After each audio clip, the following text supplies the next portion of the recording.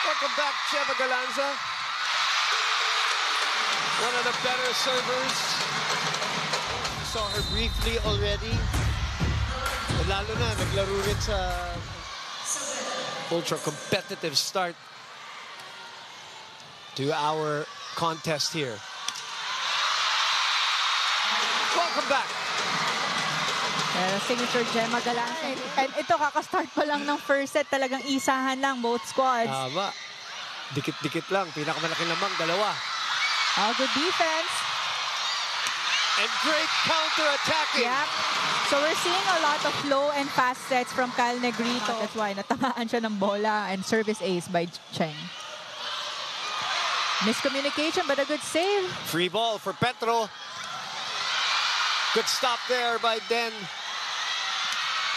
Look at that. Parang ang simple lang nung atake ni Gemma na yun. Good first ball. Good fake. Yeah, we're seeing a lot of fake. Of their middle blocker. In the meantime, Casey Galdones will get us going here. Sa gitna. Bukang-buka. Sa likod. Ang layo, but that was a good drop ball.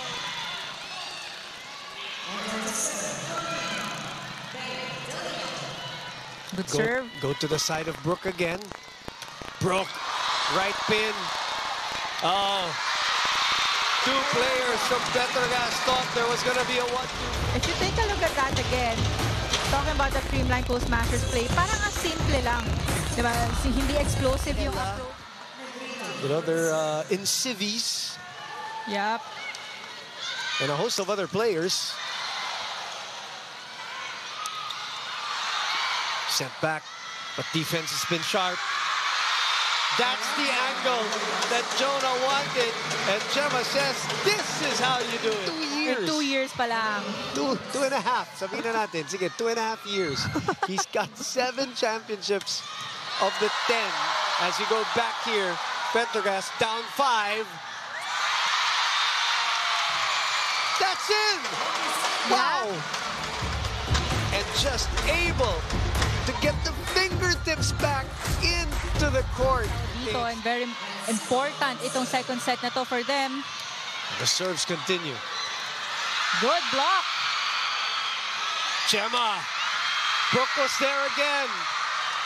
Bump set. Counter attack by Creamline. Open. Galanza scores! Calls a crucial timeout in transition for this rally, which will be started by BDL. Creamline in the lead. Back set to Aiza. Miscommunication, so a free ball for Petrogas from the back row. Wow. She will leave it for Aiza. Dug again by Michelle. Reaction and a coverage there by Chi. Pablo swipes. Set back. They will set it still for Gemma. Who puts it away? An unbelievable swing. Jonah targeting Gemma. Good defense. Casually, Remy just sends it over. Gemma on the left side this time. Ang bilis ng pwesto ni Gemma. Including that girl, we welcome her back into the PVL. Another chance here. And another score. But down the line. Good evening, PVL fans. Live here at the Inares Sports Center in Antipolo City. The Creamline Coast Masters packed it up in 3 for their debut game here. And here with me is player of the game, none other than Gemma Galanza with 13 points. Gemma, kamusta yung pagbalik sa court? Super happy. Siyempre, nakabalik na ako sa team ko, and nakaka-excite kasi medyo matagal din ako hindi nakapaglaro sa gantong klaseng audience. So, ayan. syempre talaga na-miss ka nila. And ibang klase yung Creamline na pinakita niyo today. It wasn't just strength. Nandun yung likse, yung ligalig, nandun yung bilis.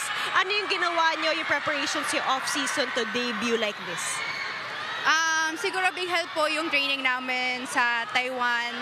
Yun nga, sabi ko nga po, yung sa sobrang familiar na kami, parang ano pa ba yung kailangan namin gawin. So yung Taiwan training namin, yun yung training na alam mo, bagong environment. So paano kami makaka-adjust sa ibang klaseng sistema. So parang kapag sa mga gantong klaseng game, so parang alam dapat namin yung gagawin. Paano yung gagawin namin kapag nag-iiba din yung takbo ng laro. So paano kami makaka-adjust agad. Good na nakapag-recalibrate kayo off-season, and with that, kitang-kita namin yung efforts nyo. Ngayon, sino yung mga gusto mong batiin? Yung Creamline fans na nandito sa Inares? Ayan, hello. Okay, pwede ka. Ayan, hello po sa fans! Dito sa Inares, hello po, maraming salamat po. And sa family ko po sa Laguna, dogs ko, hello po. Sila Ma'am Bogs, si Des' family, hello. Yan lang po. Thank you. Maraming... And see you sa Candon! See you nga sa Candon. Congratulations again, Gemma, and to the rest of the Creamline Cool Smashers for their debut win today. More games coming this Tuesday. Let's go back to the panel. And more games out of town too.